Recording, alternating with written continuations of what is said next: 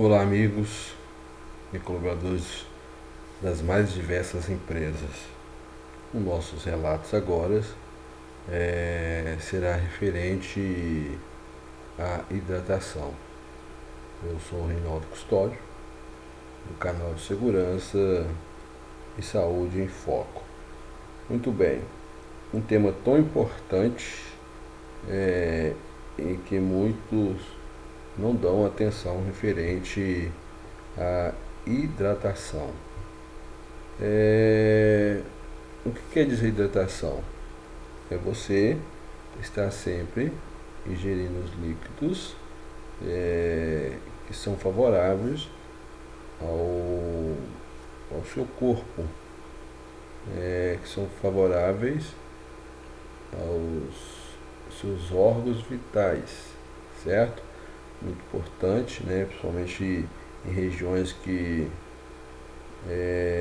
as temperaturas são altas ou em empresas em que muitos colaboradores têm que trabalhar em altas temperaturas.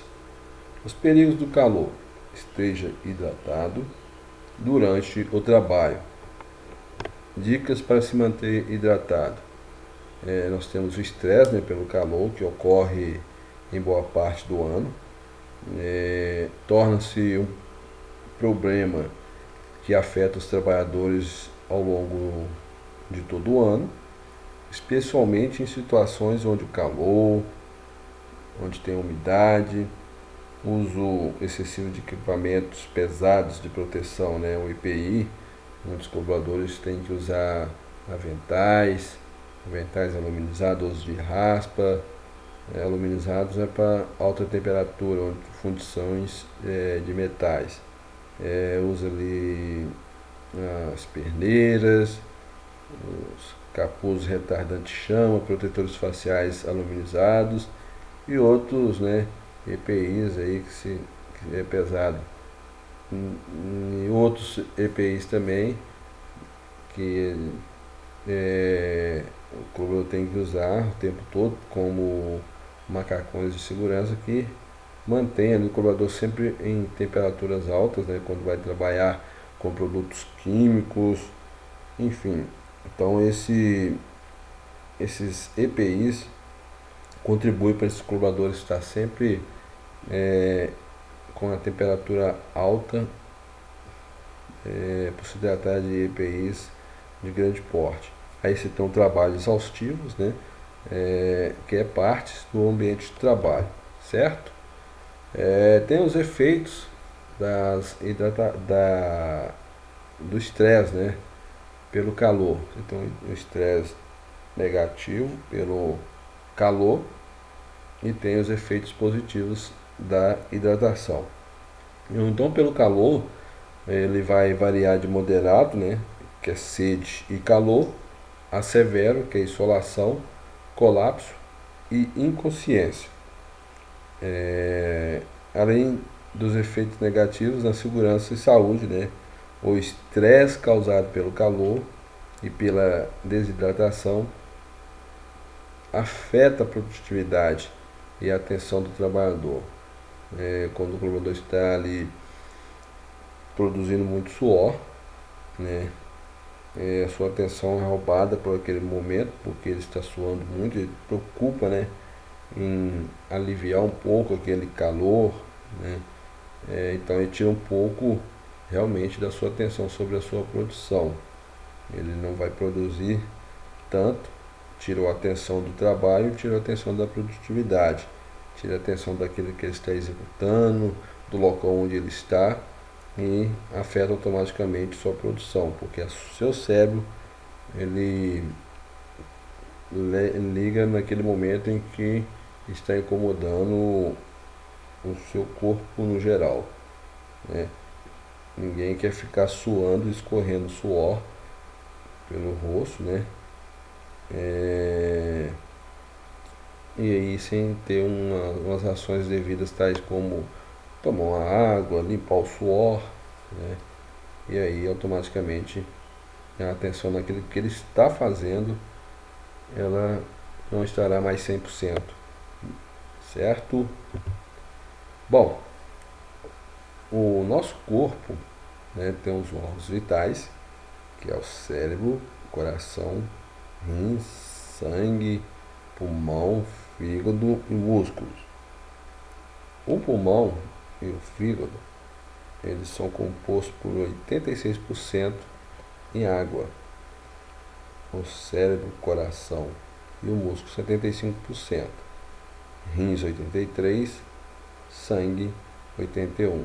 Isso indica que quando nós estamos produzindo ali o suor, está sendo afetados os órgãos vitais. Então, por isso a importância de estar tomando água para ali reativar as funções dos órgãos vitais. Certo? O sangue 81%. Então a água tem uma tamanha importância para nós na nossa vida. Isso na vida laboral, na vida esportiva, de lazer, praticando um esporte, é necessário sempre estar renovando ali os líquidos corporais através de água, né, que é um produto natural e tão importante. Em condições de muito calor, trabalhadores fisicamente ativos podem perder mais que 1,5 litro de água por hora. Isso na forma de suor, né? A pele e roupas molhadas pelo suor reduz a dissipação do calor normalmente produzido pelo corpo. Ou seja, a roupa molhou pelo suor, a pele molhou pelo suor, nem sempre é percebido que ainda continua a temperatura alta. Então isso é uma falsa sensação de que foi aliviada a temperatura alta, mas a temperatura continua alta. A mesma coisa, é necessário tomar água, a mesma coisa. Não é porque o suor aliviou ali um pouco é que vai se deixar de tomar a água. Então está reduzindo essa dissipação. E você continua afetando seus órgãos vitais. Então é necessário tomar água novamente. Muito bem. Para calcular o volume de água que você precisa ingerir diariamente, é multiplicar o peso do seu corpo, né, o seu peso, por 35 ml. Então, nós temos aqui um exemplo: uma pessoa com 60 quilos, ela deve beber cerca de 2 litros e 100 ml de água por dia. Então, quem pesa mais vai beber mais, quem pesa menos bebe menos, certo? O importante é que você faça o uso da água constantemente, tanto, né, para aliviar os seus órgãos vitais e também para fazer sua higiene pessoal, certo? Muito bem. É bom enfatizar, né, que no momento que o trabalhador ele está sentindo sede, já está parcialmente desidratado, ou seja, então parcial, em que afetou os seus órgãos vitais, né? Então quase 3% dos médicos entrevistados em pesquisa relatam, né, que os empregados das indústrias informam que já sentiram ou sentem sede durante o trabalho. Então reforça a importância de se destacar a mensagem: beba antes de sentir sede. Muito importante isso. Você não tem que esperar sentir sede para beber água. Você já deve ingerir a água antes de sentir a sede, porque já está aí parcialmente desidratado. Sempre beber água fria, a água a temperatura ambiente, né? Ela é facilmente absorvida pelo corpo, ou seja, água aí abaixo de 20 graus, 15 graus, 17 graus, ela não vai ser absorvida facilmente. Pode afetar, pela baixa temperatura da água, o seu corpo, os seus órgãos vitais. Então é a água, temperatura ambiente, temperatura fria. Evitar o álcool, né? Durante o horário de trabalho é proibido álcool. Finais de semana tem que reduzir esse consumo, certo? Evitar o café, o chá ou os refrigerantes, né? Não é que é proibido café, chá ou chuveira, mas é evitar, pois eles atuam como diuréticos e favorecem a depressão de líquidos corporais, certo? Então, pode depreciar os seus líquidos corporais, automaticamente seus órgãos vitais serão afetados. Então, monitore sempre a urina. Pela urina você vai verificar se há algum problema, por exemplo, no rins, certo? E quando você monitora e descobriu se alguma coisa, é muito mais fácil no início tratar um problema urinário, uma doença, do que já uma doença em estado já avançado, certo? Muito bem, então essa parte referente à hidratação, nós vamos relatar agora referente a combate incêndio, certo? É um tema tão importante.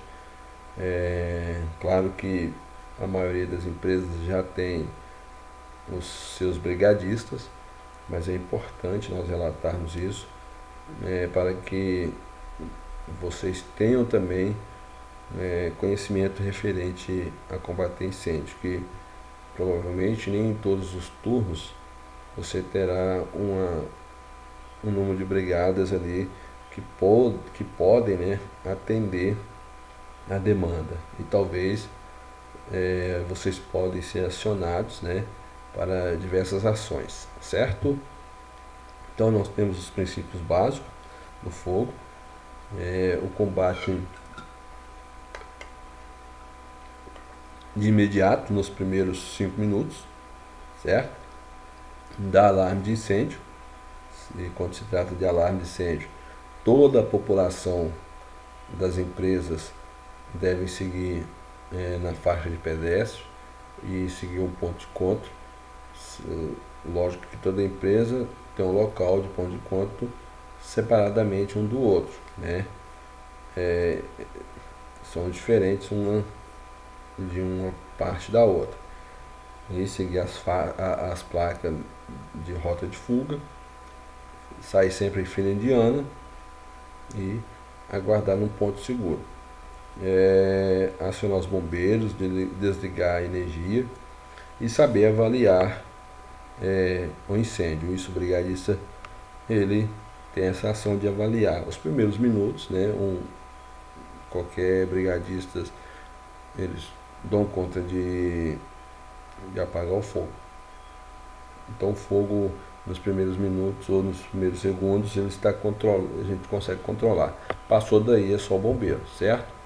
Então fogo é uma combustão na qual podemos visualizar produção de chamas com a liberação de energia, calor e luz, certo? Combustão é uma reação química entre dois reagentes, combustível, comburente, mediante uma condições favorável, calor, então combustível, comburente e calor, né, dos dois reagentes, que é o combustível e comburente, e as condições que favorecem o calor, entra nesse terceiro componente, né, que pode causar o fogo ou incêndio.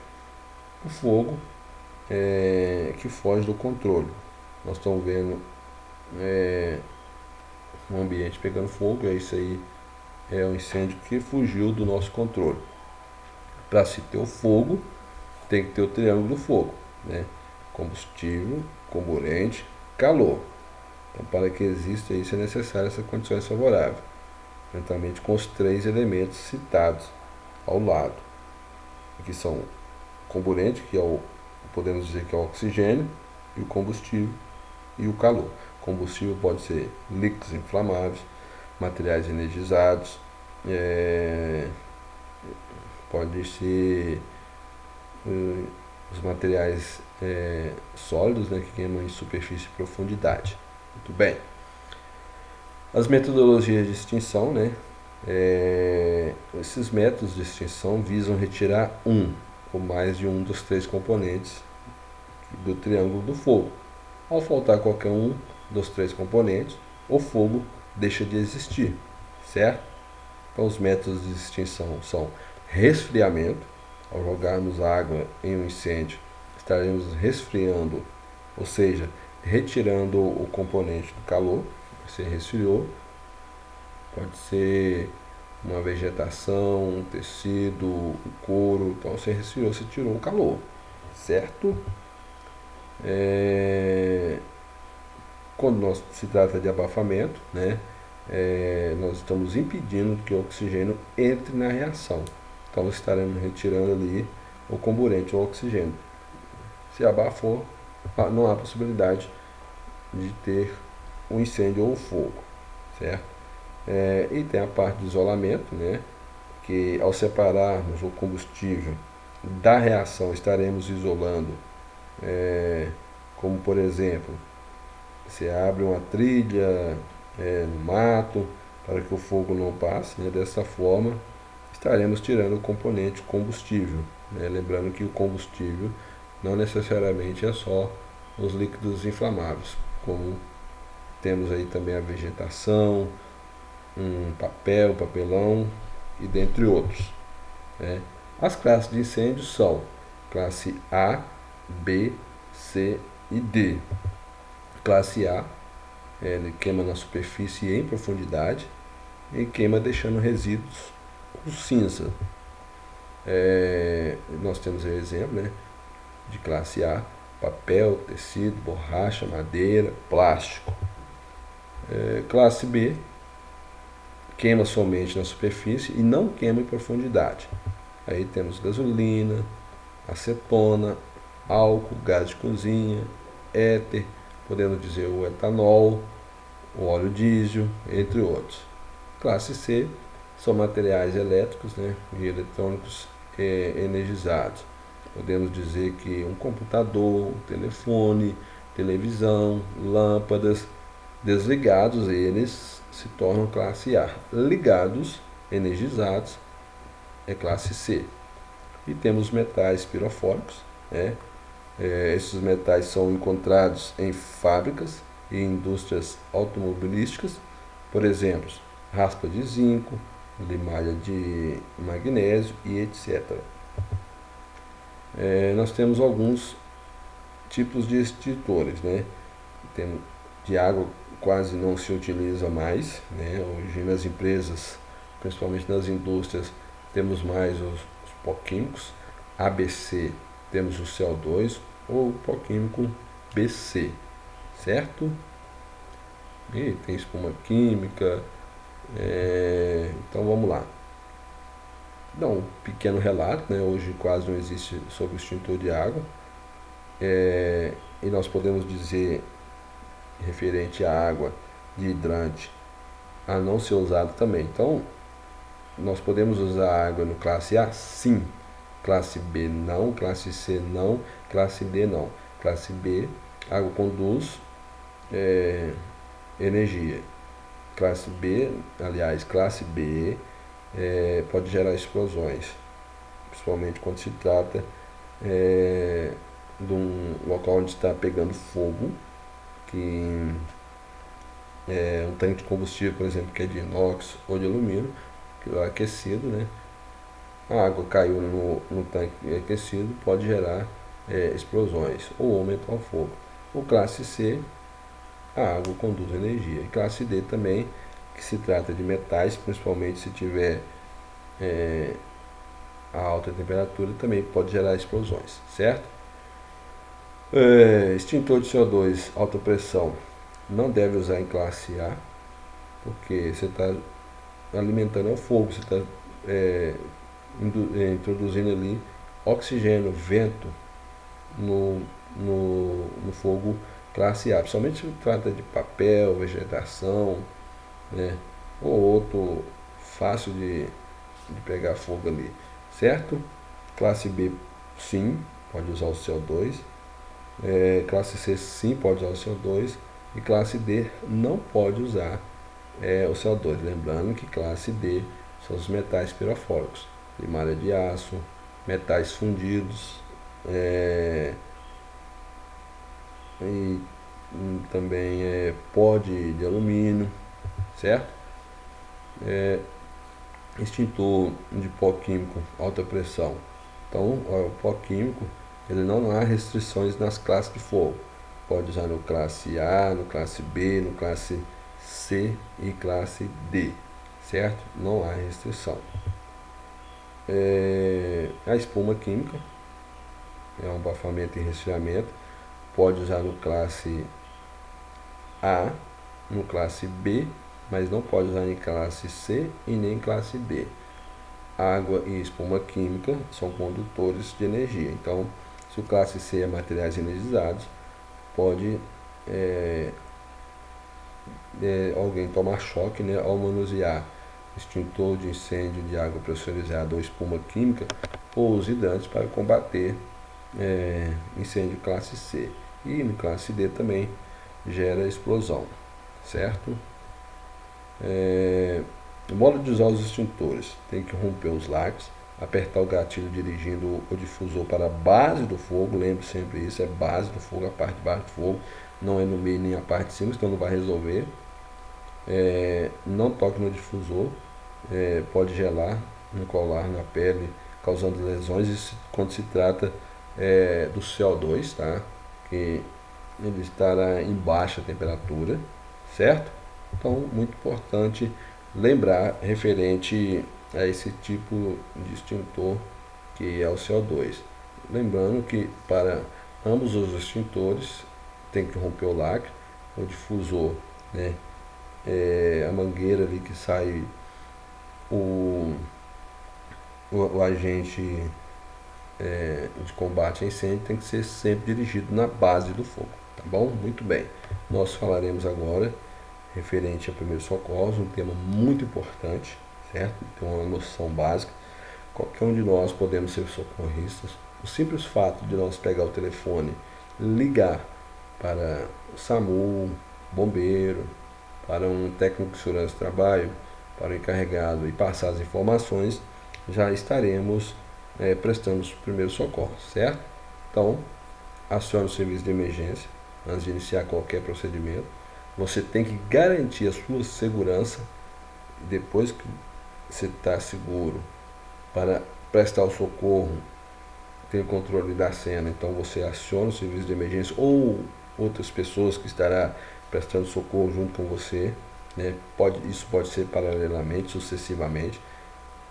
Garantiu a sua segurança, tem um telefone na mão, avaliou a cena e de imediato, paralelamente, seja de imediato ou paralelamente, já liga para o socorro, né, que pode ser o bombeiro ou o SAMU, certo?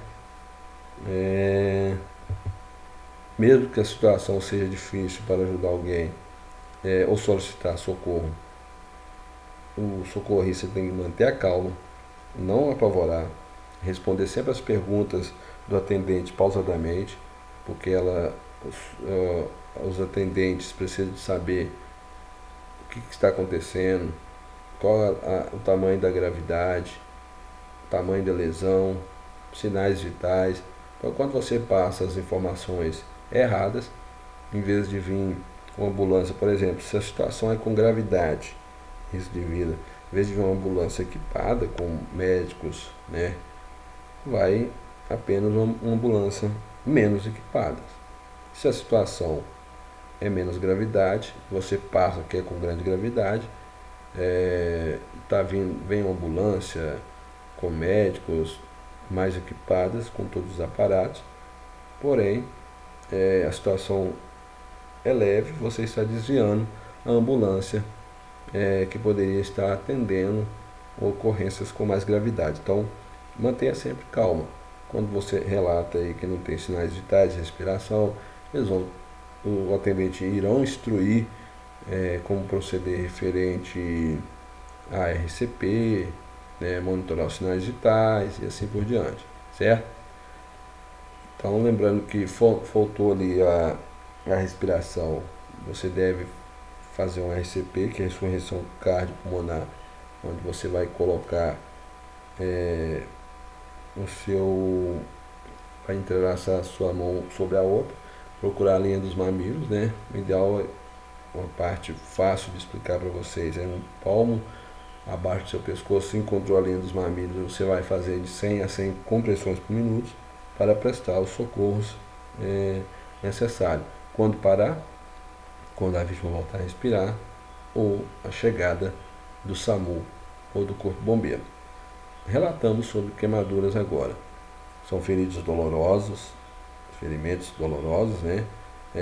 Se for extenso ou profundo, a vítima deve ser conduzida ao pronto-socorro, principalmente se atingir as vias aéreas ou a região genital, certo? As queimaduras podem ser causadas por frio e calor, eletricidade e produtos químicos. Então, se você queimou por calor, você não tem que colocar gelo no local ali, é água a temperatura ambiente, certo? Se você queimou por frio, você não tem que colocar gelo em baixa temperatura que já provocou a sua queimadura, certo? É a água a temperatura ambiente. As queimaduras por eletricidade e produtos químicos, né? Cuidado, se a vítima ainda estiver com presença de eletricidade, você vai complicar mais a situação e pode contribuir para o óbito dessa vítima. Os produtos químicos, alguns reagem com água, então muito cuidado.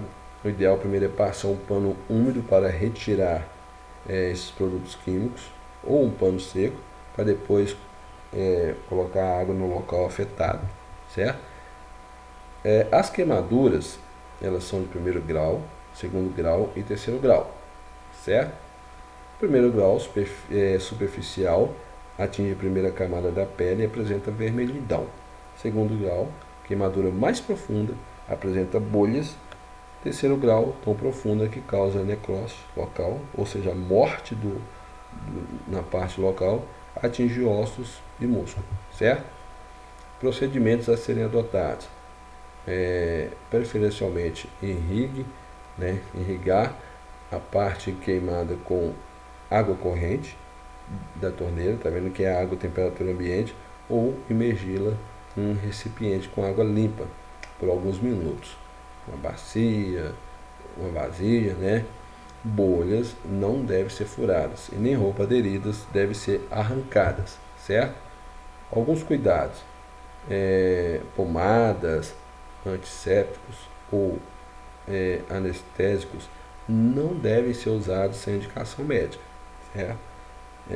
Assim como supostas medicações caseiras, pois possibilita a contaminação das lesões e aumenta os riscos. Ou seja, nada de pasta de dente, nada de pó de café, nada de açúcar, manteiga. Médicos devem indicar o que deve ser usado. Ou seja, queimou, a vítima deve ser conduzida ao médico e o médico dará a receita e o remédio a ser usado. Eu usei essa pomada e tal, resolveu para você. Talvez para outra vítima pode ser que pode dar reações diversas, certo? Queimadura nos olhos. Irrigue continuamente por alguns minutos. Posteriormente, vede, né? Tem que vedar ambos os olhos para diminuir a movimentação da área lesada. Por exemplo, se você lesionou só o olho direito e vedou somente ele, os olhos eles movimentam essa energia, então automaticamente o olho que está lesionado vai movimentar, né? Queimaduras não dispensam os cuidados e supervisão de médicos. Quanto mais cedo se buscar socorro especializado, mais chance os acidentados terão para se recuperar. Nós relataremos agora o referente à hemorragia, que é a perda súbita de sangue originada pelo rompimento de um ou mais vasos sanguíneos, certo? As hemorragias podem ser externa, sangramento visível, ou interna, quando o sangue se acumula nas cavidades do corpo, certo? Quais procedimentos a serem adotados? A hemorragia interna é muito mais difícil de ser identificada, mas em sua suspeita, o melhor a fazer é colocar a pessoa deitada em uma superfície rígida, cobrir e mantenha calma, acionando o serviço de emergência. Quando você coloca na superfície rígida, você observa se o piso está úmido, está molhado. Por quê? Se está pedindo para cobrir, é para ele não perder temperatura. Então, se o piso está frio molhado, automaticamente vai passar a baixa temperatura do piso para ele, e ele pode dar uma hipotermia e agravar a situação, chegando até morrer, certo? A hemorragia externa ocorre quando há um sangramento visível, certo? Então, você coloca gases ou um pano limpo sobre a lesão. O ideal seria comprimir o local por aproximadamente 5 minutos, ou até que pare o sangramento, certo? Caso não haja fratura ou dor no membro afetado, manter a região em uma posição mais elevada que o resto do corpo para diminuir o sangramento, certo? Então, se tentou controlar um sangramento, a primeira compressa de gás encharcou e a hemorragia persistiu, não vai remover a primeira, coloca outro curativo sobre o primeiro, exercendo uma pressão mais adequada. E assim, quando a segunda não resolveu, coloca a terceira por cima do primeiro e do segundo, e assim por diante, certo? Porque automaticamente vai servir ali para tentar coagular o sangue e parar o sangramento. Se não tem luvas, né, a vítima estiver consciente, peça que ela mesma faça a compressão com o uso de gases ou um pano limpo, ou mesmo o uso de uma blusa. Ambos têm que estar limpos, certo? Para não deixar que contamine o sangue da vítima, certo? E lembre sempre que você tem que estar com a luva, certo? E aí, pessoal, relatando sobre as hemorragias, existe uma variável aí entre 4 minutos, hipoteticamente falando, essa vítima pode ir a óbito, dependendo do tamanho da hemorragia, tá? Da gravidade da hemorragia. Então, se a situação é com gravidade e tem condições de movimentar a vítima, conduza ela para o médico. É com muita gravidade, não tem condições de movimentar, então tenta estancar esse sangue, né? E sempre monitorando sinais vitais. Sinais vitais são temperatura, batimentos cardíacos, pressão, certo? E respiração. Então, observe sempre isso, os sinais vitais, e se tiver condições, conduza a médico. Se não tiver, monitore os sinais vitais. Lembre-se dessa variável, né? Por isso a importância de conduzir a vítima para o hospital mais próximo, para depois, então, seguir-se para, por exemplo, o plano de saúde, para o João 23, ou não sei qual que é a sua região, conduzir para o hospital de referência, referente a situações de gravidade, certo? Amputação traumática. Aciona o serviço de emergência local, relatando o ocorrido. Tem que fazer a compressão, né, no coto para conter o sangramento, que pode ser uma hemorragia também, com gás ou um pano limpo, certo? Recolha a parte amputada, coloque aí um saco plástico bem fechado, para depois colocar em outro pacote, né, dentro de outra sacola, com gelo ao redor. O frio ajudará a preservar o membro. Nunca coloque o membro afetado, que foi amputado, diretamente ao gelo, porque o gelo pode matar essa parte que foi amputada, certo?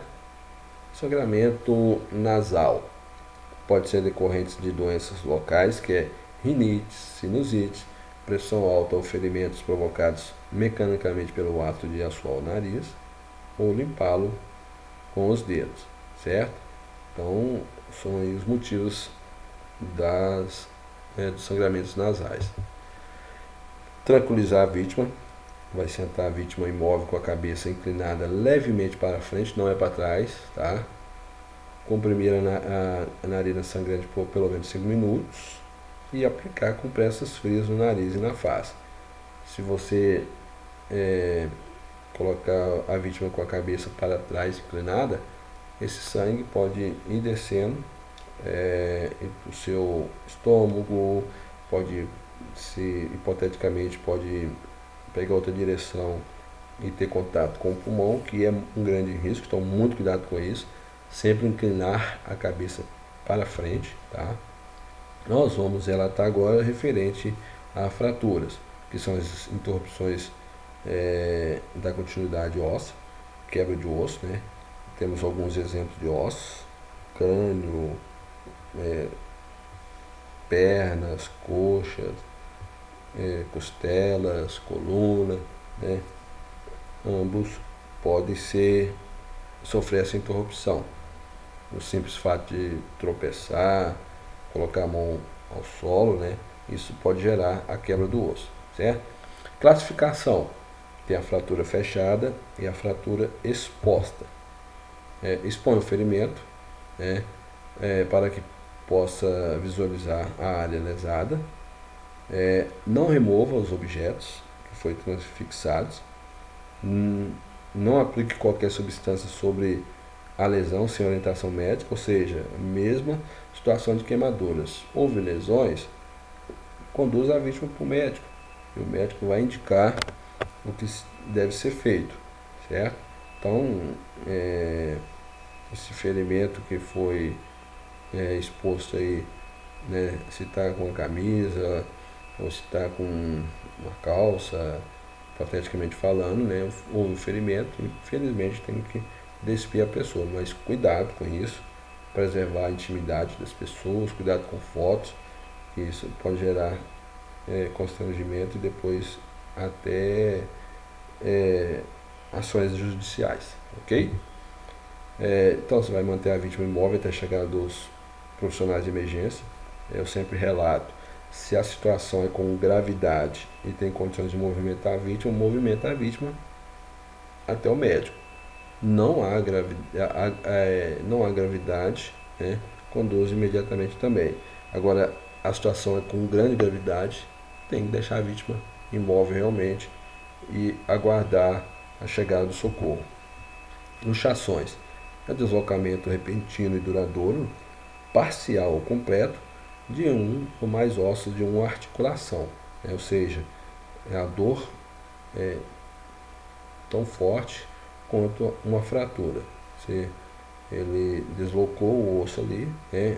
Afetou-se a parte onde foi deslocado e também outras regiões ali que pode causar dor.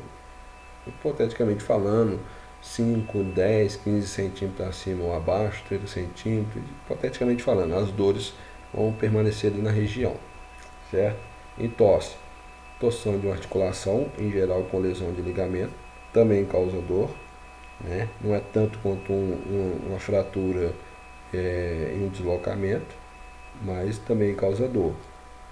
Há relatos, né, de pessoas que movimentando no mesmo nível, torceu o pé, pisando de degrau de escadas, mudando de um nível do outro, né?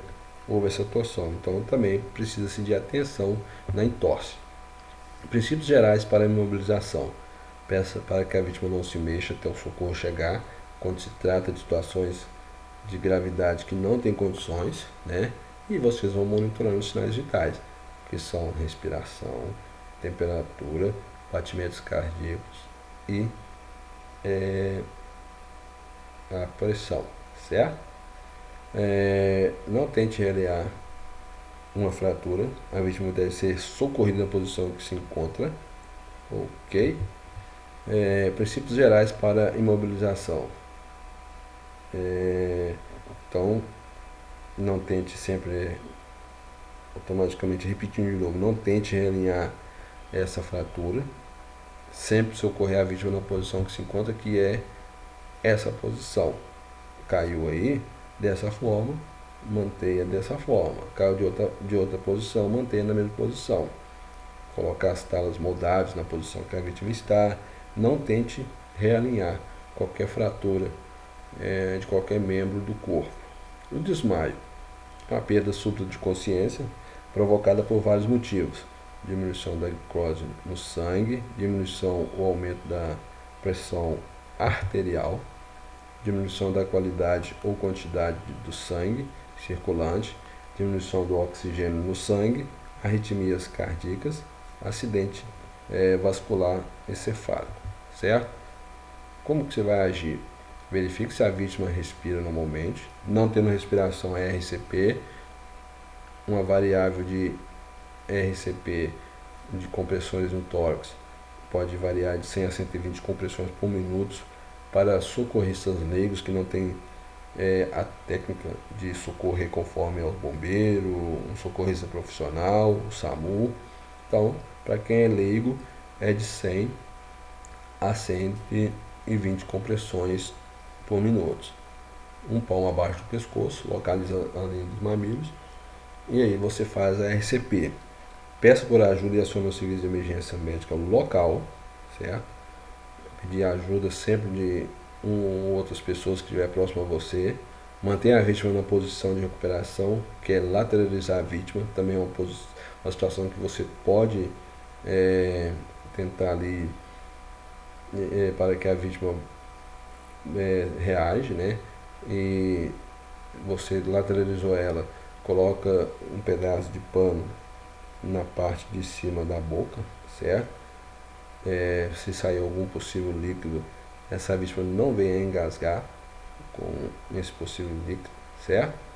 Manter a vítima na posição de recuperação até a chegada do apoio, monitorando constantemente sinais vitais, temperatura, respiração, batimentos cardíacos e pressão, certo? Sinais vitais. Não dê líquidos para a vítima beber, pois pode causar vômitos e, consequentemente, aspiração. Não permita que a vítima se levante ao recobrar a consciência, certo? Porque ela pode ter recobrado a consciência, mas as forças das pernas ainda não foram recuperadas, os batimentos cardíacos não foram recuperados na conformidade, né? Então, muita atenção sobre isso. Uma crise convulsiva é a contração dos músculos involuntários, em geral, com perda de consciência. As causas mais comuns são a epilepsia, traumas de crânio, intoxicação, tumores cerebrais e febre alta em crianças, certo?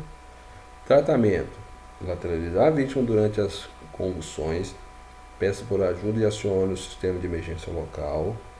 Caso cesse as convulsões, mantenha a vítima na posição de recuperação, certo? Que é lateralizada, da mesma forma do desmaio, lateralizar.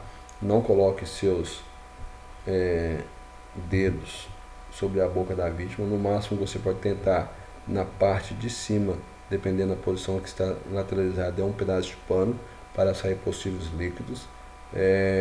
Não tente colocar faca, garfo, pedaço de pau sobre a boca, entre os dentes da vítima, que pode contribuir para quebrar os dentes, machucar os lábios, né? Pessoal, a língua não enrola, tá? Isso não existe. Você tem que lateralizar a vítima e proteger a cabeça da vítima. Não impeça seus movimentos, mas proteja de eventuais choques, né, contra piso, objetos ao redor. Então você tira os móveis que tiver ao redor e deixa a vítima se debater, protegendo a cabeça dele. Após essa crise, né, se tiver condições, conduzir a vítima para avaliação médica, certo? E chegou o SAMU, logicamente, ou o bombeiro, vai conduzir a vítima, certo? Então, lembre-se, por mais difícil que seja a situação, mantenha calma e seguir as instruções do atendente, que é o corpo do bombeiro ou do SAMU, ok? Então, muita atenção referente a essas situações, principalmente quando se trata de crise convulsiva, desmaios, hemorragias, fraturas, situações com gravidades, com condições de movimentar. Leve a vítima, não aguarde o SAMU chegar, porque você pode, ao aguardar o SAMU ou o bombeiro chegar, você pode aumentar o sofrimento da vítima, certo? Mas as situações não têm condições de movimentar, realmente você deve guardar a chegada do SAMU ou corpo bombeiro. Então mantenha calma, seguindo essas instruções, e lembrando que qualquer um de nós podemos prestar primeiros socorros. Os simples fatos de você pegar o telefone e ligar, passar a informação, você já está prestando socorro, tá bom? Então lembre-se, o sinistro, o acidente acontece quando a prevenção falha. Alguém espera por você na sua casa, então trabalhe com segurança. Então terminamos esse treinamento por aqui. Segue aquele abraço. Até a próxima. Tchau.